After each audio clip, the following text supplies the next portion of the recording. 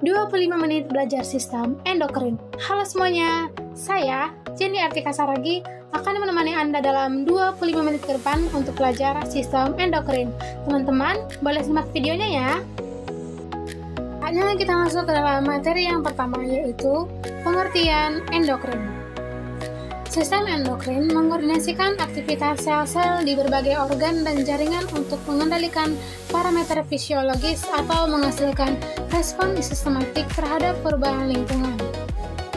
Informasi dalam sistem endokrin ditransmisikan melalui beberapa molekul kecil, peptida, dan protein yang berfungsi sebagai hormon.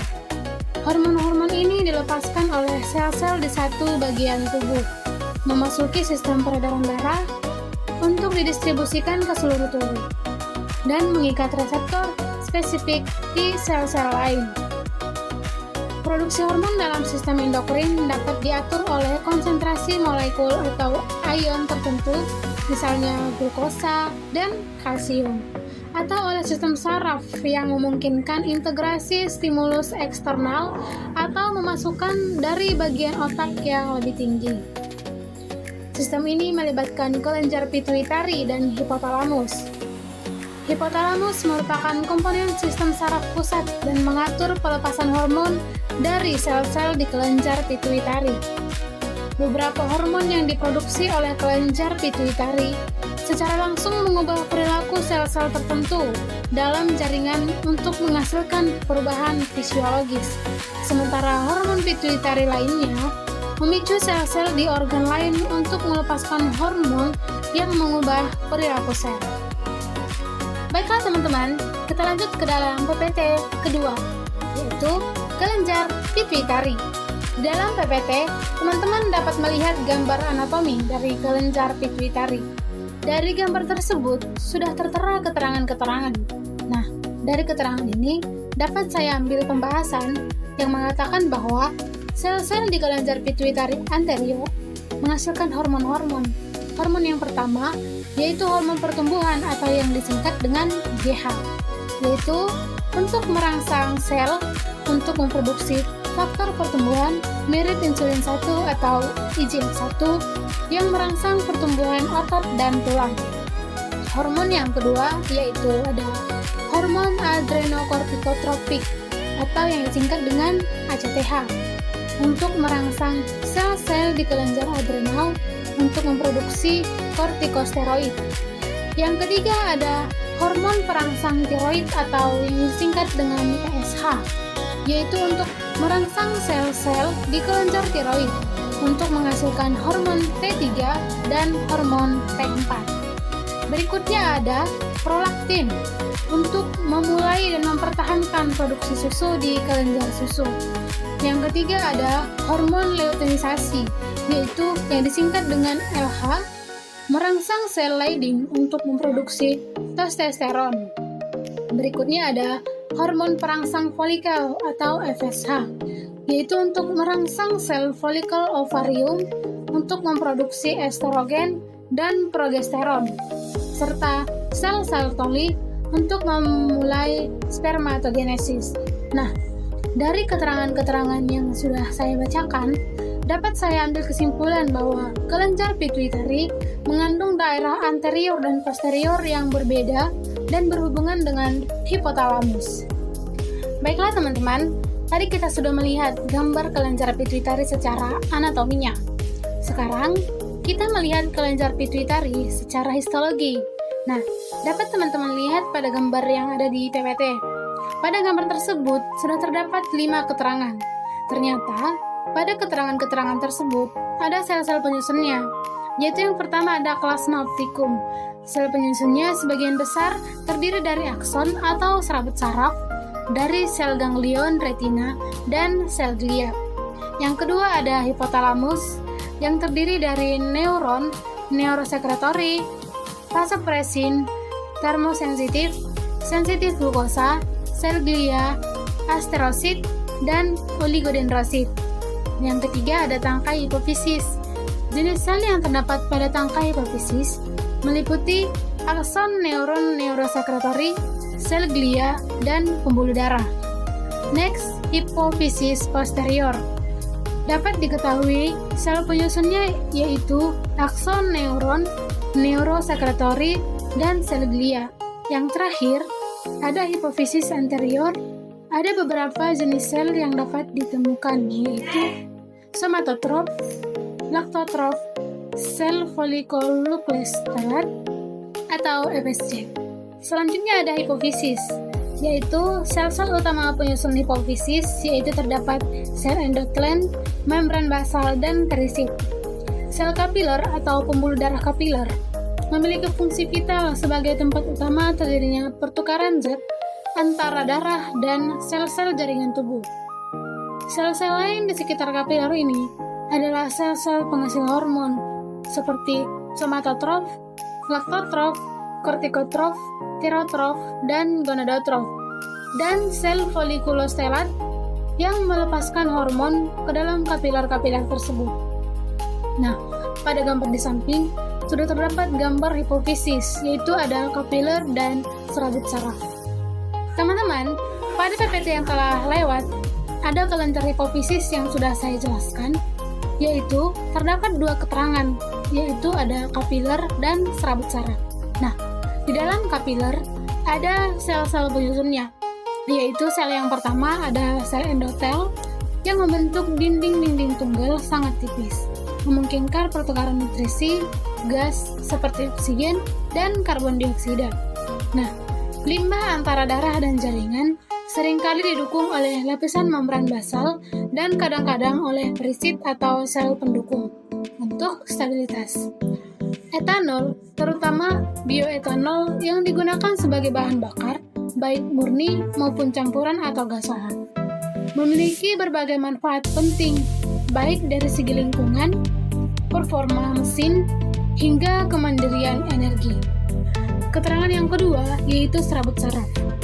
Serabut saraf merupakan perpanjangan dari sel saraf atau neuron, terutama akson yang disokong oleh sel-sel pendukung glia dan jaringan ikat.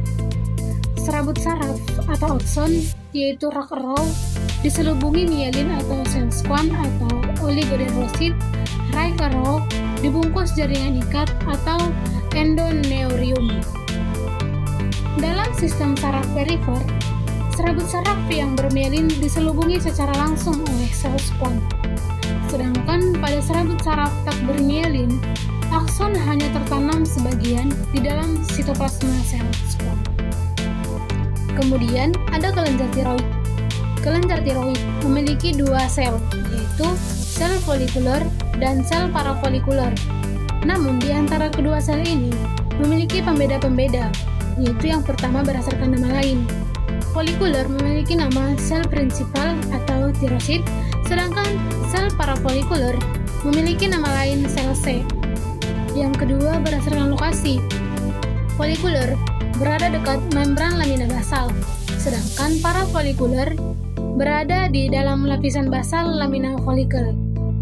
Yang ketiga berdasarkan bentuk atau fungsi, yaitu folikuler berperan dalam produksi hormon tiroid seperti T3 dan T4, regulasi metabolisme sel dan jaringan basal, memproduksi panas, dan memengaruhi pertumbuhan dan perkembangan tubuh. Sedangkan parafolikuler berfungsi untuk mengeluarkan hormon kalsitonin, menurunkan kadar kalsium dalam darah dengan menghambat resepsi dan stimulasi absorpsi kalsium oleh tulang. Yang keempat berdasarkan bentuk. Folikuler memiliki bentuk pipih hingga kolumnar rendah, sedangkan parafolikuler memiliki bentuk bulat sedikit memanjang. Yang kelima berdasarkan ukuran. Folikuler memiliki ukuran bervariasi bergantung pada lokasi fungsionalnya, sama terhadap sel parafolikuler memiliki bentuk yang bervariasi juga. Selanjutnya berdasarkan sitoplasma, yaitu pada folikuler terdapat sedikit basofilik, sedangkan dalam parafolikuler terdapat basofilik atau eosinofilik. Selanjutnya berdasarkan nukleus. Pada folikuler terdapat nukleus bulat di tengah, namun sama juga terhadap sel parafolikuler. Kemudian berdasarkan nukleolusnya, Di dalam folikuler terdapat satu atau lebih foraminnya, sedangkan dalam parafolikuler terdapat satu. Selanjutnya berdasarkan aparatus Golgi. Di aparatus Golgi, di antara sel parafolikuler dan folikuler itu sama-sama, yaitu memiliki bentuk yang menonjol.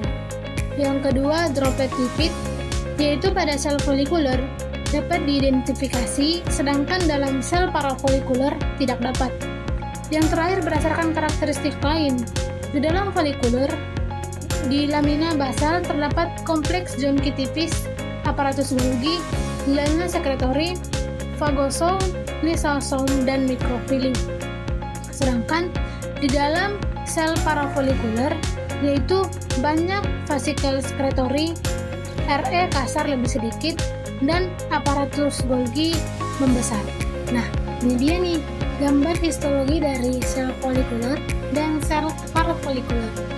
Dalam sel folikuler itu terdapat koloid, sedangkan di dalam sel parafolikuler atau sel C itu terdapat folikel dan folikular sel.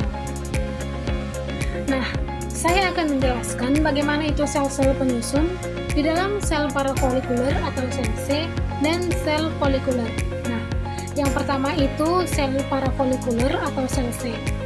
Sel tersusun atas komponen kimiawi atau molekuler dan organel-organel struktural. Secara garis besar, komponen penyusun sel terdiri dari bahan anorganik seperti air dan mineral, serta bahan organik seperti karbohidrat, protein, lipid, dan asam nukleat. Kemudian folikel. Folikel secara umum adalah struktur berbentuk kantung yang terdiri dari kumpulan sel, biasanya berbentuk epitel, yang mengelilingi suatu rongga atau pusat. Dalam tubuh, folikel utamanya ditemukan pada ovarium atau sistem reproduksi dan kulit atau folikel rambut, serta kelenjar tiroid dengan fungsi untuk menyokong dan perlindungan, dan produksi hormon atau struktur. Nah, ini dia yang terdapat di dalam folikel ovarium atau sistem reproduksi wanita, yaitu terdapat oosit atau sel telur yang belum matang di bagian pusat.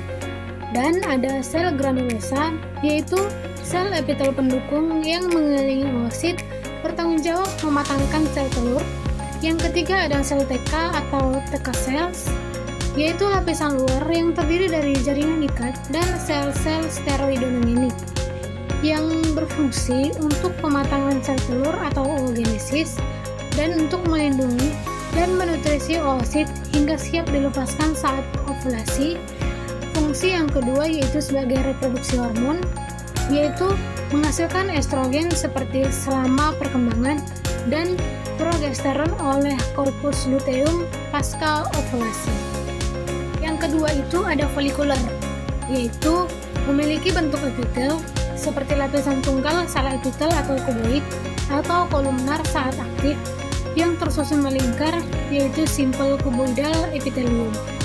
Yang kedua terdapat struktur apikal, yaitu sisi yang menghadap lumen folikel memiliki banyak mikrofili untuk meningkatkan luas permukaan yang berfungsi dalam menyokong atau menyerapan koloid. Yang ketiga, batas struktural, yaitu yang dikelilingi oleh membran basal yang tipis. Di dalam sel folikuler terdapat juga koloid, yaitu penyusun utama sistem koloid adalah dua komponen utama. Yang pertama itu ada fase terdispersi atau partikel kecil yang menyebar dengan ukuran 1-1000 nm. Dan yang kedua ada medium pendispersi, yaitu medium tempat partikel menyebar. Fase terdispersi bertindak seperti zat terlarut, sedangkan fase medium pendispersi bertindak seperti pelarut. Membentuk campuran heterogen unik, di mana partikel tidak mengendap, contohnya seperti santan, minyak dalam air, cat, atau darah. Kemudian ada paratiroid. Paratiroid adalah 4 kelenjar kecil seukuran kacang polong di leher, di belakang kelenjar tiroid, yang fungsinya memproduksi hormon paratiroid atau PTH untuk mengatur kadar kalsium dan fosfor dalam darah. Vital untuk kesehatan tulang, saraf, dan otot. Hormon ini memastikan kalsium darah tetap stabil. Jika kalsium darah rendah, PTH dilepas untuk mengambilnya dari tulang atau meningkatkan penyerapan dari makanan dan berhenti saat kadar normal. Gangguan paratiroid bisa menyebabkan masalah seperti kadar kalsium tinggi atau hiperparatiroidisme atau terlalu rendah, yaitu hipoparatiroidisme, serta dapat mempengaruhi tulang dan fungsi tubuh. Pada PPT sebelumnya, teman-teman telah melihat gambar histologi dari paratiroid.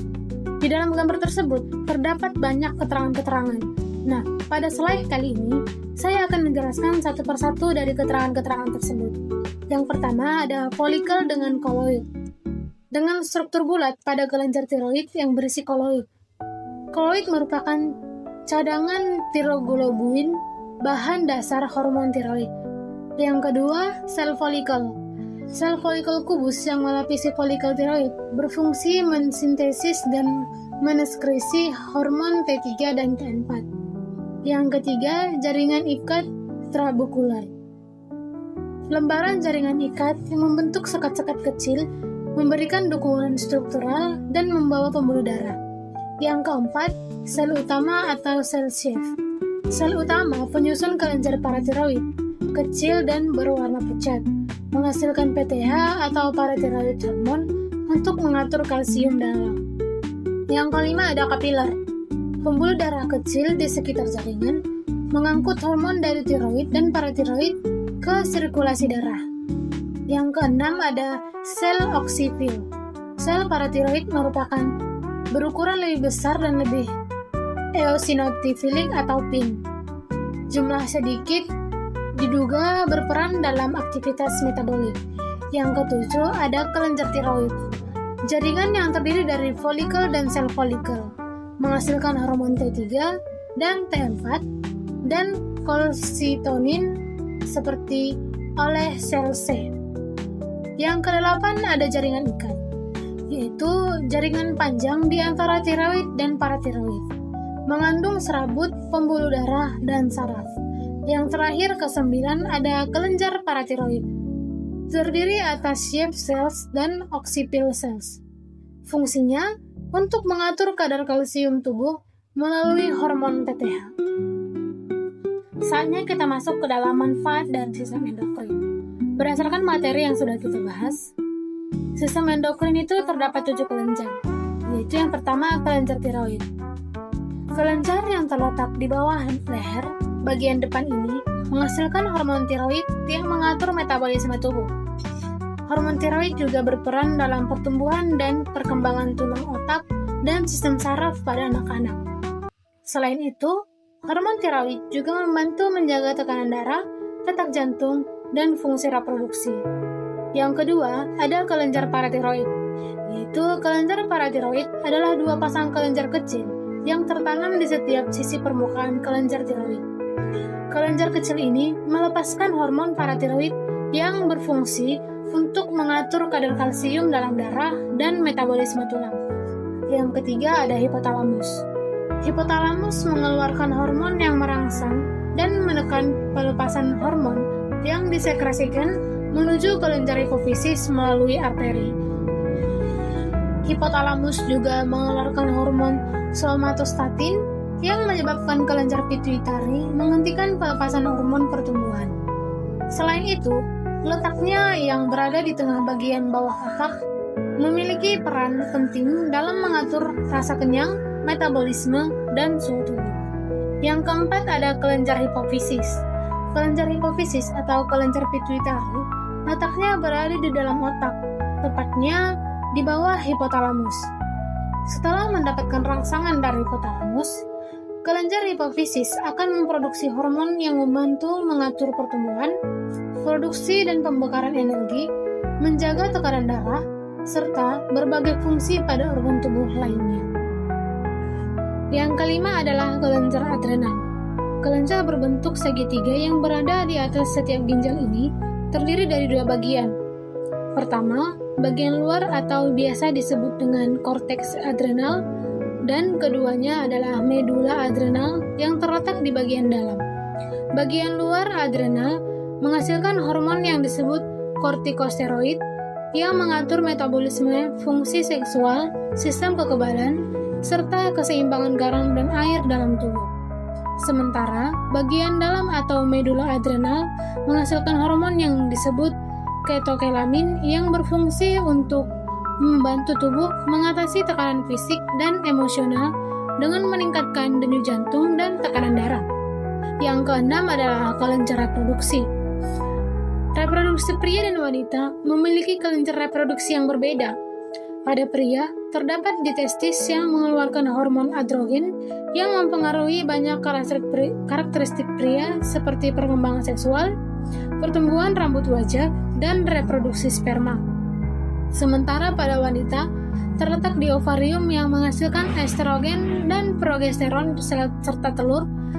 Hormon-hormon ini mengontrol perkembangan karakteristik wanita seperti pertumbuhan payudara, menstruasi, dan kehamilan. Yang ketujuh adalah pankreas. Pankreas adalah organ memanjang yang terletak di perut bagian belakang. Pankreas memiliki fungsi pencernaan dan hormonal, misalnya pankreas eksokrin yang mengeluarkan enzim pencernaan. Selain itu, terdapat pankreas endokrin yang mengeluarkan hormon insulin, serta glukagon yang mengatur kadar gula darah. Yang menjadi kesimpulan dalam PPT ini adalah mengatakan bahwa kelenjar tiroid dan paratiroid serta kelenjar pituitari merupakan bagian penting dari sistem endokrin yang tersusun atas berbagai jenis sel khusus yang berfungsi menghasilkan hormon-hormon virtual bagi tubuh. Tiroid terdiri dari folikel berisi koloid yang dibentuk oleh sel folikel penghasil hormon T3 dan T4. Sedangkan paratiroid terdiri atas sel Sheff dan sel oksifil yang menghasilkan PTH untuk mengatur kadar kalsium. Pada pituitari, bagian anterior tersusun atas berbagai sel endokrin seperti somatotrof, laktotrof, kortikotrof, tirotrof, dan gonadotrof yang menghasilkan hormon pertumbuhan, TSH, ACTH, FSH, dan LH, serta prolaktin. Sementara bagian posterior berisi akson neuron neurosekretori yang melepaskan ADH dan oksitosin. Seluruh jaringan ini didukung oleh jaringan ikat, kapiler, serta serabut saraf yang menghasilkan hormon, dapat direproduksi dan disalurkan secara efektif ke seluruh tubuh. Cukup sekian pemaparan materi yang dapat saya jelaskan mengenai sistem endokrin. Tentunya materi ini jauh dari kata sempurna, serta banyak kekurangan dan kesalahan, dan tutur kata saya yang kurang tepat. Untuk itu saya mohon maaf, dan saya mengucapkan terima kasih kepada para penonton yang setia menonton video ini sampai selesai. Untuk itu, saya, Jenny Artika Saragi, pamit undur diri dari hadapan Anda. Semoga sehat selalu.